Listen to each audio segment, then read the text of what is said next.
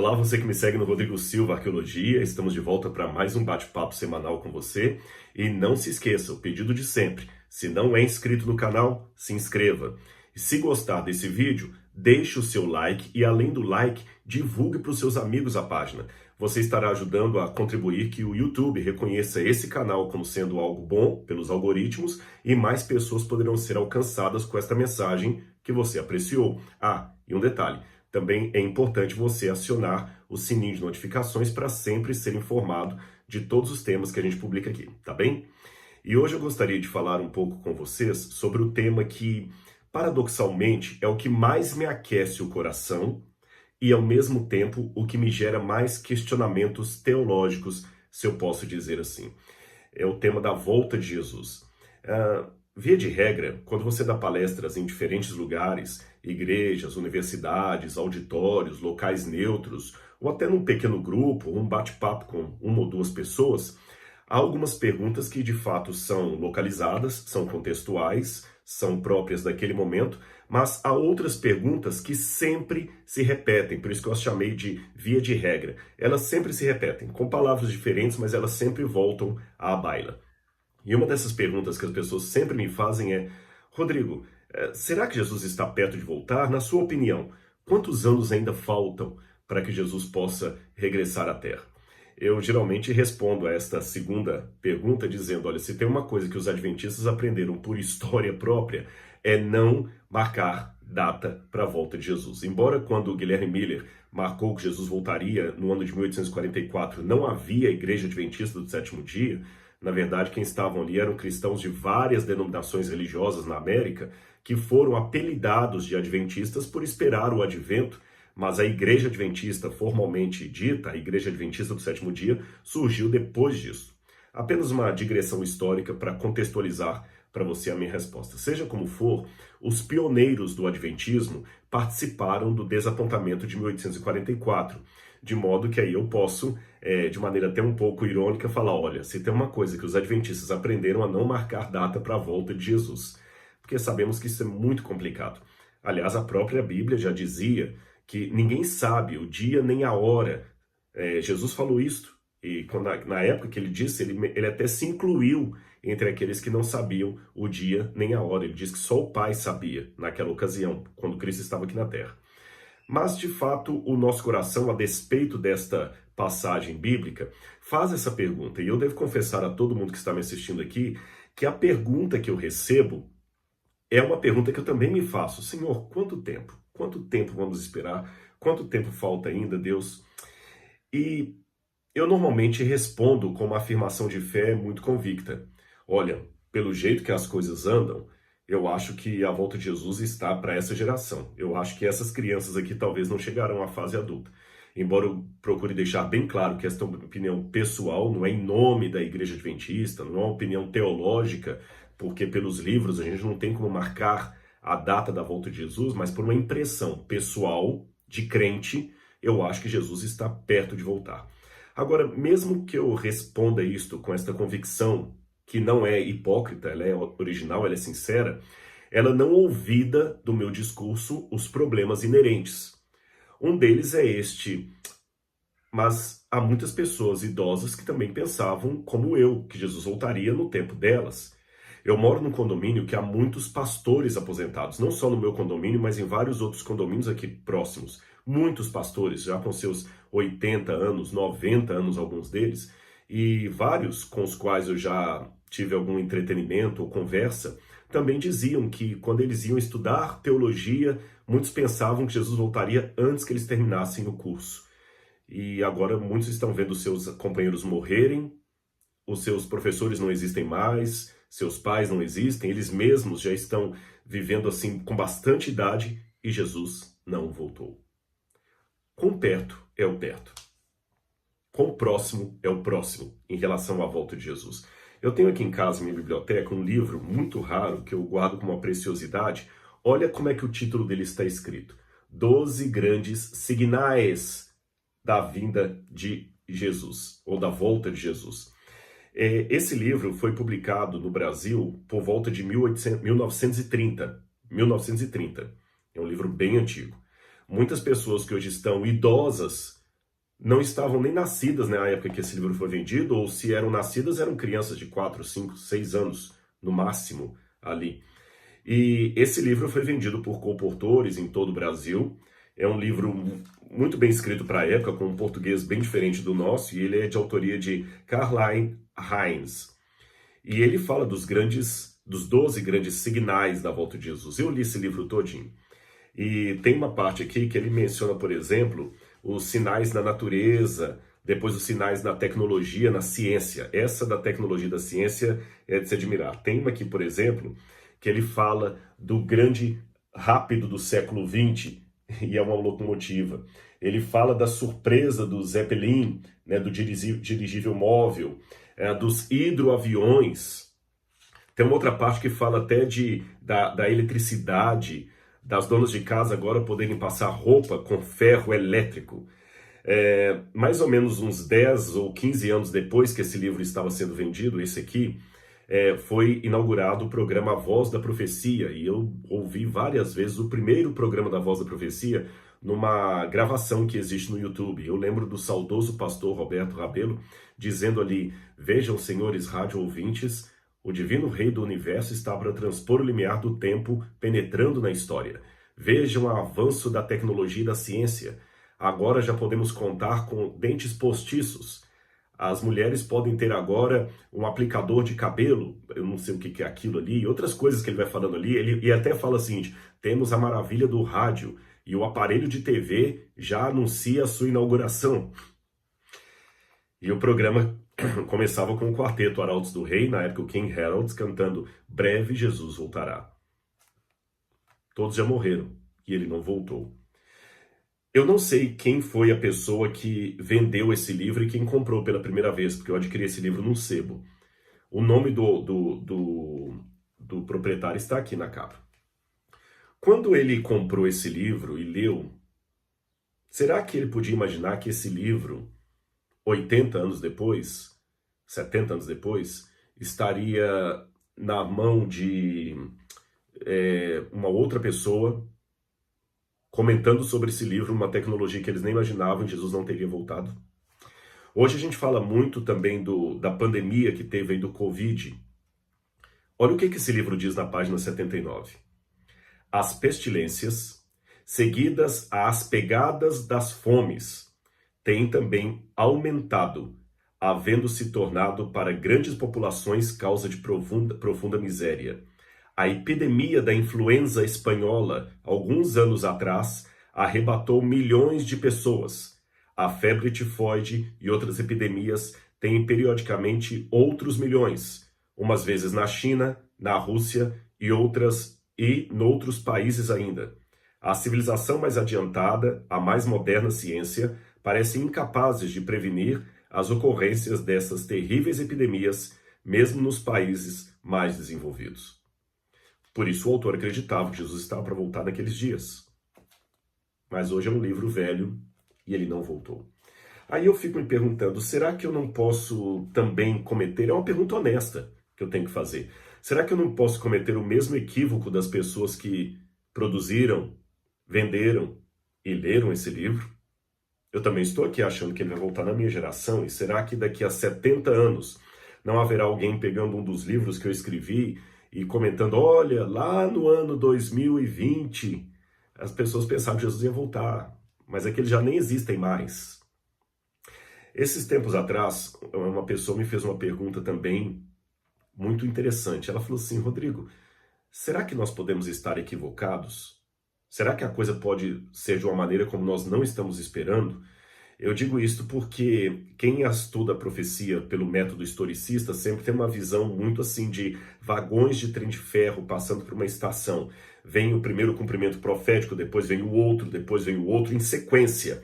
Então, dependendo das estações, você sabe quão perto ou quão longe você está do destino final. Então é como se a história fosse uma linha reta e você vai passando de estação em estação e vai mostrando a redução, né? Como se fosse, por exemplo, Belo Horizonte a 200 quilômetros, Belo Horizonte a 150 quilômetros, Belo Horizonte a 80, Belo Horizonte a 30 quilômetros. Então você sabe que está mais perto. Mas tanta coisa estranha está acontecendo e ao mesmo tempo tanta coisa que nós não prevíamos, Quem, no ano passado, a esta mesma altura, podia imaginar que em 2020 nós passaríamos a maior parte do ano confinados em casa, usando máscaras, álcool em gel? Quem poderia imaginar isso?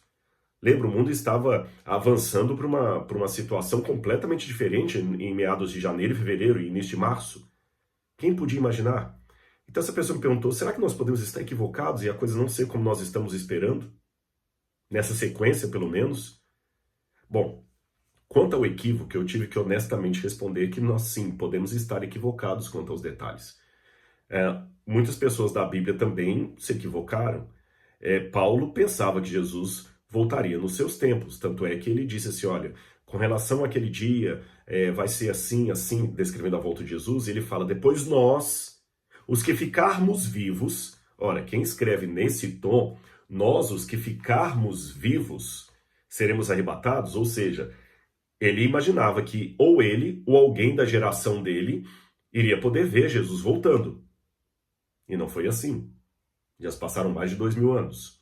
Antes de Paulo, mais ou menos 700 anos antes de Cristo, Isaías, quando Deus mostrou a vinda de Emanuel, Deus conosco, a criança que ia redimir Israel, que Isaías falou até para o rei, olha, eis que a virgem ou a moça conceberá e dará à luz a uma criança. Isaías certamente pensou numa criança que estava para nascer naqueles dias. Ele não imaginou que ia esperar 700 anos para Cristo voltar. Mesmo Daniel pensava que o fim de todo o sofrimento, a entrega do reino aos santos seria para o seu tempo, tanto é que o anjo teve que explicar, não, Daniel, essa visão ainda é para dias muito futuros. Você vai descansar agora e fica tranquilo quanto a isso. Não se preocupe, não é para o seu tempo. Outro exemplo que eu poderia dar é Abraão, que no livro de Hebreus é descrito como alguém que morreu esperando a cidade cujo fundador e construtor, arquiteto, é o próprio Deus. Então até Abraão, mais ou menos 1800 a.C., 3.800 anos atrás, morreu aguardando a cidade para os seus dias. Ou seja, se esses heróis da fé e heroínas também que eu poderia mencionar aqui, vários outros, morreram na esperança que a coisa ia acontecer no tempo deles e eles eram inspirados, por que eu não estaria passivo do mesmo equívoco? Então, Rodrigo, quer dizer que é bobagem achar que Jesus vai voltar no meu tempo? Não, eu ainda não terminei esse vídeo. Fique comigo até o final. Eu fui à Bíblia Sagrada e procurei ver algumas coisas aqui. Comparando o chamado pequeno apocalipse do Evangelho, que é Mateus capítulo 24, e você tem a mesma profecia repetida em Lucas capítulo 21 e em Marcos capítulo 13. Lucas e Marcos dão uma ênfase na volta de Jesus, mas Mateus dá uma característica, um colorido, uma descrição um tanto diferente disso aqui. Em todos os três evangelhos sinóticos, Mateus, Marcos e Lucas, Jesus mescla acontecimentos da sua vinda, do juízo final, com acontecimentos da destruição de Jerusalém no ano 70. Só que Mateus é mais explícito. Uma coisa que iguala todos os três evangelistas é que eles não perguntam que sinais haverá da volta de Jesus. Eles perguntam que sinal, semeion em grego, no singular. Que sinal haverá? Então é um sinal. É claro que Lucas vai dizer que haverá sinais no sol, na lua e nas estrelas. Eu não nego isso. Eu também sei que nós temos uma tradição escatológica que fala dos sinais da volta de Jesus. O próprio livro aqui que eu mencionei à guisa de ilustração também fala de sinais da volta de Jesus. E eu creio nos sinais no plural, tá bem? Eu creio nos sinais no plural. Porém, parece que Mateus, de propósito, acentua não os sinais no plural, porém o sinal da volta de Jesus, como se fosse um. Por que Mateus faz isso? Repito, não é uma negação dos sinais ao longo da história, porque Lucas fala, haverá sinais, aí aparece semeia no plural, sinais no sol, na lua e nas estrelas. Porém, Mateus parece resistir a isso aí, e por uma razão muito simples.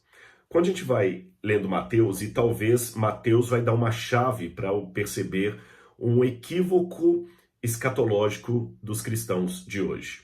Se você tiver uma Bíblia, abra comigo em Mateus capítulo 24. Jesus estava no templo, você sabe isso, e no verso 2 ele fala que as pedras do templo seriam derrubadas. Aí no verso 3, os discípulos se aproximam dele em particular.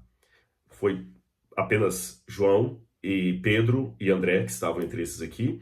E lhe pediram, diga-nos quando estas coisas vão acontecer e que sinal haverá da tua vinda e do fim dos tempos. Jesus respondeu: tenham cuidado para que ninguém engane vocês. Tá bem?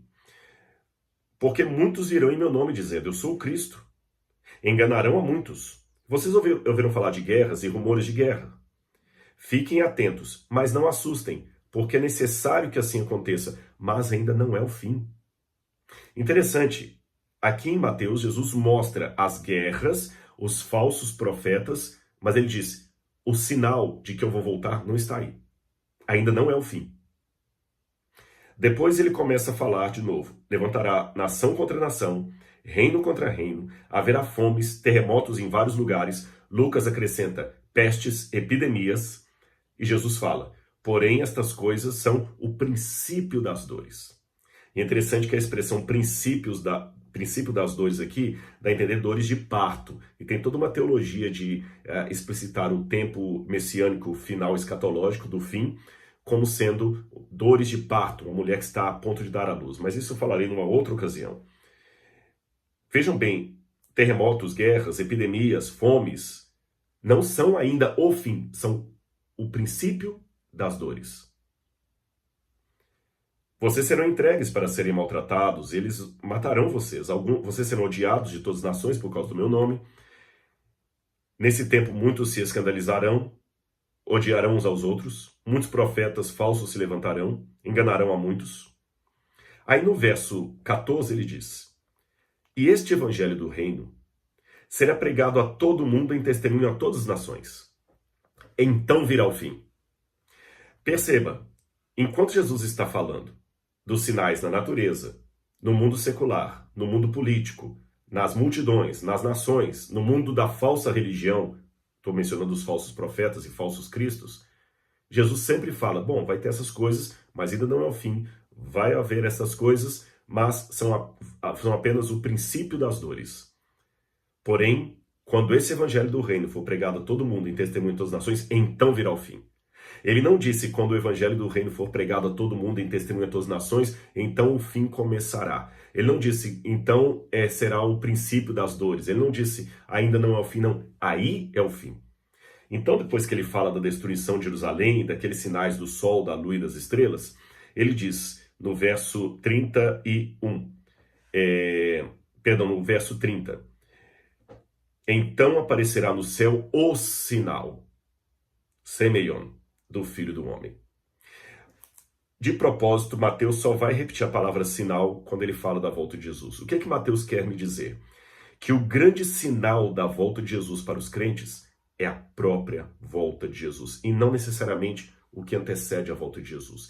E a maneira como esses crentes têm de demonstrar apreço por esse sinal da volta de Jesus, desejo por esse sinal, é que eles pregam a respeito dessa vinda. Eles anunciam o evangelho ao mundo. Aí o fim vem. Ou seja, na visão de Mateus, o fim é uma resposta que Deus dá à ação da igreja. Mas aqui merece uma nota de rodapé. Significa então que Deus agora se tornou dependente dos planos humanos, Rodrigo? Oxe, a igreja está cada vez mais caótica, mais desespiritualizada, se é que existe essa palavra, mais sem piedade religiosa. Muitos não estão nem aí com o evangelho, já não são mais nem membros, eles são mais clientes da igreja. Muita gente está desanimada até com a instituição chamada igreja. Então Jesus não vai voltar nunca. Bom, aqui eu tenho que esclarecer algumas coisas para você.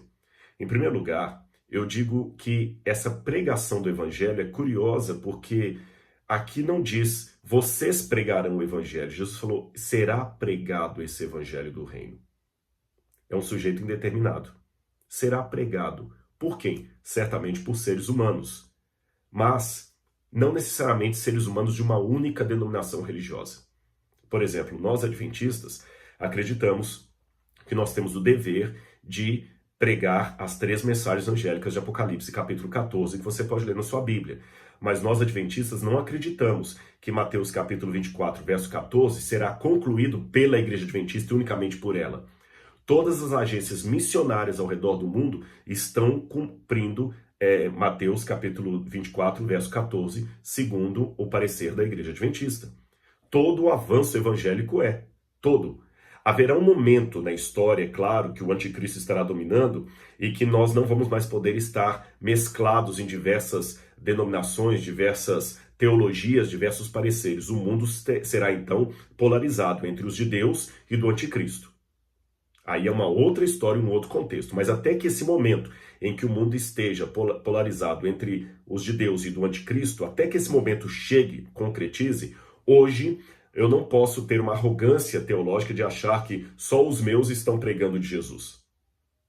Eu sei que você talvez seja adventista e pensa diferente, mas não é o pensamento teológico da igreja, tá bem? O evangelho será pregado por todo mundo, até as pedras. Jesus falou que elas podem clamar. Se os filhos se calarem, as próprias pedras clamarão.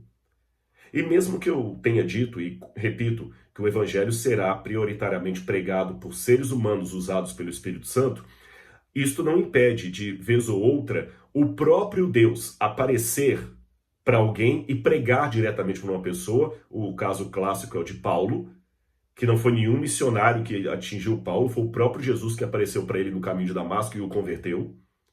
E há também casos em que um anjo aparece. Nós temos casos, por exemplo, de pessoas muçulmanas que procuram a igreja porque tiveram um sonho com um homem vestido de branco que se chamava Issa. Issa em árabe é Jesus, e ele mandou que esse pessoal procurasse os cristãos. Tem muitos casos desse aí na Janela 1040. Ou seja, meu irmão, não posso agora cair na arrogância espiritual ou teológica ou missiológica de achar que Deus está esperando pelo Rodrigo. Não. Tá bom? Uma vez, tem uma historinha que alguém conta, ela é um pouco jocosa, mas eu vou contar para ilustrar aqui para você. Uma vez um marido virou para a mulher e falou assim: olha, eu vou sair e vou beber com os meus amigos, com ou sem sua autorização. Ela falou: tá bom, pode ir. Mas aqui em casa hoje eu vou namorar, com ou sem a sua participação. Perceberam? Em outras palavras, Jesus breve voltará e a volta de Cristo está atrelada à pregação do Evangelho. Mas isto não significa que ele vai ficar esperando por mim, porque Deus já está levantando pessoas para pregar o Evangelho. E Deus não trabalha com multidões necessariamente. O Apocalipse é a chave da resposta. Lá fala que o povo de Deus, no finalzinho do último tempo, no último segundo do jogo, o povo de Deus é chamado no Apocalipse de o resto da descendência da mulher, o restante. Então serão poucos, não serão muitos. Deus precisa apenas de uma queixada de jumento para, na mão de Sansão, destruir um exército de filisteus. Só uma queixada de jumento. Deus precisa apenas de uma morte na cruz para redimir toda a humanidade. Deus precisa apenas de um grupinho de pessoas imbuídas do batismo com o Espírito Santo, com a chuva serôdia, para terminar a obra. E isto acontecerá com ou sem a sua participação. Por isso eu não posso ficar com arrogância. Agora, tudo bem, Rodrigo, eu entendi isso, mas vem cá, e o que eu faço com os sinais? Jesus falou que eram os sinais da breve vinda dele. Eu tenho aqui um dos meus livros de dicionário de grego, esse é um dos melhores dicionários de grego do mundo, do Kittel, insuperado até hoje. Tem vários volumes, eles ficam ali atrás de cor azul, acho que aqui você pode ver aqui. São 10 volumes, esse aqui é um deles, olha a grossura. E eu fui pesquisar um pouquinho sobre a palavra semeion, em grego aqui. E uma coisa que me chamou a atenção é um dos verbetes que tem mais páginas aqui, é sobre o semeion, são mais de 40 páginas.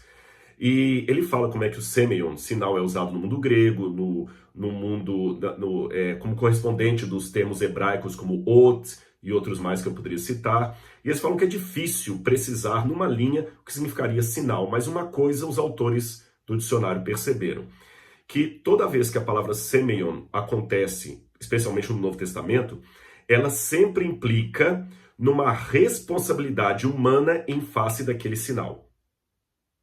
Em outras palavras, o sinal pode ser um lembrete. E se o sinal é um lembrete que implica numa responsabilidade, seria mais ou menos assim o que o dicionário está dizendo. Eu vou simplificar para você. É como se eu colocasse assim na geladeira ou no próprio celular um lembrete assim: dia 3 vence a conta de luz. Então, quando eu amanheço, vou abrir a janela, a geladeira, hoje é dia 3. O que eu tenho que fazer? Se o lembrete está ali, eu tenho que pagar a conta de luz, senão vão cortar a minha energia. Um lembrete sempre implica numa responsabilidade, numa resposta. Talvez foi por isso que Jesus deu sinais sempre lembrando da brevidade da volta dele. Dizem aqueles que são especializados em pedagogia infantil que se você disser para uma criança, eu vou contar até 3, ela vai responder no 3. Se você falar, vou contar até 2, ela vai responder no 2. Se Deus deixasse a história sem lembretes da volta dele, as pessoas não iam estar nem aí. Com os lembretes, elas já estão voltando as costas para a verdade, imagine sem eles. Então os lembretes, eles são os sinais são lembretes de que Jesus em breve voltará. E eu percebo pela Bíblia que mais do que lembretes cronológicos, eles são lembretes qualitativos. É como se Deus dissesse assim, lembre-se, eu estou perto de voltar. Lembre-se, eu estou perto de voltar. Eu tenho uma ilustração disso uma vez na internet, ou na Novo Tempo, você deve ter visto. É como se eu fosse uma pedra aqui grande, uma outra pedra embaixo, e alguém estivesse aqui, o geólogo fala, gente, cuidado que essa pedra aqui está prestes a cair. Mas ela pode ficar ainda centenas de anos sem cair. Prestes a cair, não é no sentido que ela vai cair na segunda-feira seguinte, mas no sentido que ela está a ponto de cair a qualquer momento. É com esta ideia que Jesus fala, em breve voltarei, voltarei de modo rápido, eu estou a ponto de voltar. Lembrem-se, meus filhos, lembrem-se. E não anula o lado cronológico, mas o amplia para uma atitude mais qualitativa. É um tempo de qualidade, mais do que de brevidade de relógio. E vou mais além. Também é um tempo de revelar a nossa necessidade. É um tempo ansiável. É como uma criança que está louca para chegar logo no parque e dentro do carro ela está perguntando para o pai assim, já está na hora, papai? Já está chegando? Falta muito, falta muito. Na cabeça dela de criança, é a qualquer momento. Ou aniversário. O aniversário é para a semana que vem. Ela não tem ideia do que é semana que vem. Aí todo dia ela acorda, mãe, hoje é semana que vem? Mãe, hoje é semana que vem? É esta inocência infantil que eu tenho que ter para desejar a volta de Jesus. E aqui eu já vou para a parte final do meu ponto. Mais do que crer na volta de Jesus, eu devo desejar a volta de Jesus. Isto posto, eu posso voltar para Mateus 24. Sabe por quê? Me chama a atenção que quando Jesus vai falar dos sinais ou dos eventos ocorridos extramuros, como diz em latim, fora dos limites da igreja, do povo de Deus, quando Jesus fala de ocorrências no mundo secular, na natureza, nas falsas religiões, ele sempre fala, ainda não é o fim, é o princípio das dores, acalmem-se. Quando ele vai dar parábolas a respeito da volta dele, olha as parábolas que Jesus conta, seguindo ainda Mateus 24. Primeiro aqui ele fala da parábola da exortação à vigilância. Perdão, parábola do servo mau e do servo fiel. Ele mostra dois servos, bom, um fiel, outro mau. O que esses servos representam? A igreja. Porque a igreja tem aqueles servos que são fiéis e aqueles servos que são infiéis. Veja, os dois servos sabem que o seu Senhor voltará. Então ele não está falando de pessoas de fora da igreja. Os dois servos representam dois grupos dentro da igreja. Um grupo fiel, outro grupo mau. Porque ele estava representando Israel, que era o povo de Deus. Depois da parábola do servo mau e do servo bom, ele fala da parábola das 10 virgens no capítulo 25.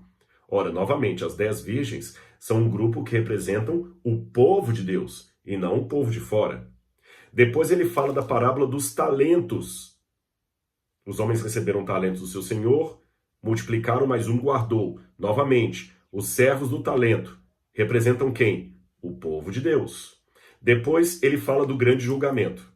Veja bem essas parábolas. Parábola do servo mau e do servo fiel. Parábola das 10 virgens. Parábola dos talentos. Todas elas são parábolas que aludem à situação interna da igreja, do povo escolhido de Deus. Em outras palavras, vou falar aqui de uma maneira forçada, mas só para você entender a ênfase. Jesus não está nem aí com os sinais que estão acontecendo no mundo político. Ele está preocupado com o que está acontecendo dentro da igreja. Perceberam? Quando ele foi dando sinais em relação ao mundo secular, não é do tempo, princípio das dores, acautelem-se, observem. Quando virem essas coisas acontecendo, ergam a cabeça. Agora, quando ele vai falar da volta dele mesmo, da exortação, aí as parábolas são todas relacionadas ao que acontece dentro do povo de Deus. E antes que alguém pergunte, Rodrigo, mas e a parábola da figueira, também é o povo de Deus? Aqui sim, mas está falando da destruição de Jerusalém. Tá bom? Da destruição de Jerusalém. Agora, quando ele fala da preparação, é sempre dentro do povo de Deus. Em outras palavras, meus irmãos, eu tenho que aguardar e ansiar a volta de Jesus. Ansiar, desejar a volta de Cristo. Porque ele pode voltar a qualquer momento. E eu sei que tem um argumento que muitos usam, mas eu confesso que eu não aprecio muito esse argumento. Pode até ser que eu tenha usado alguma vez.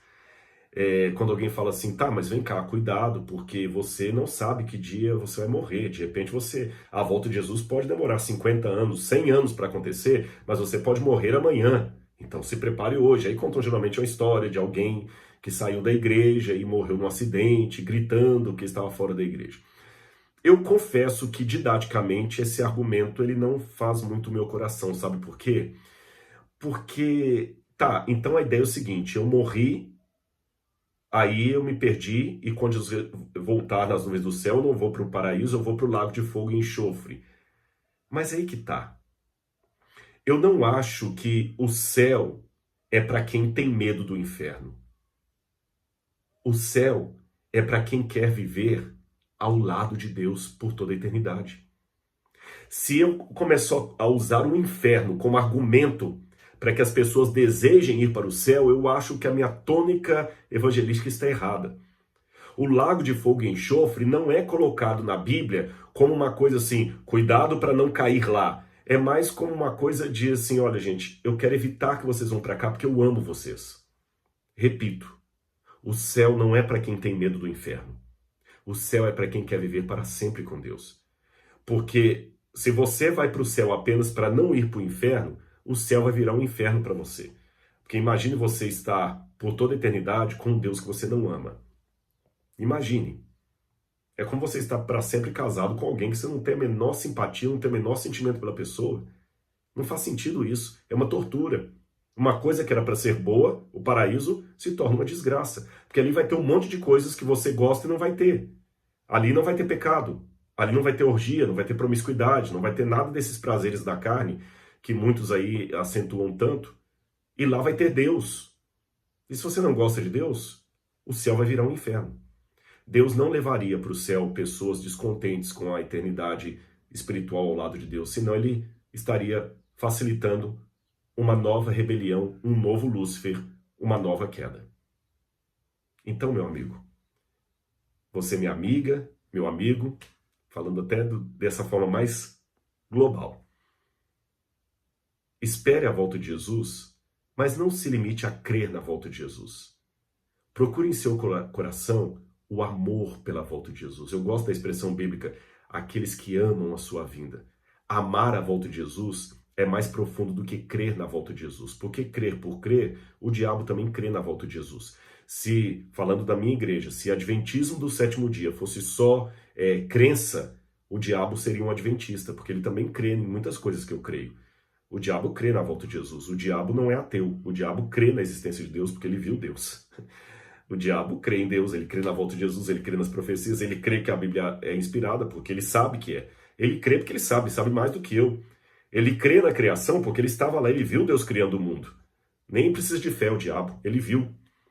Então, se o conjunto doutrinário se resume apenas a um credo, é complicado, porque o diabo seria um crente. Então, mais do que um credo, tem que ser um desejo, um amor, uma paixão por Jesus.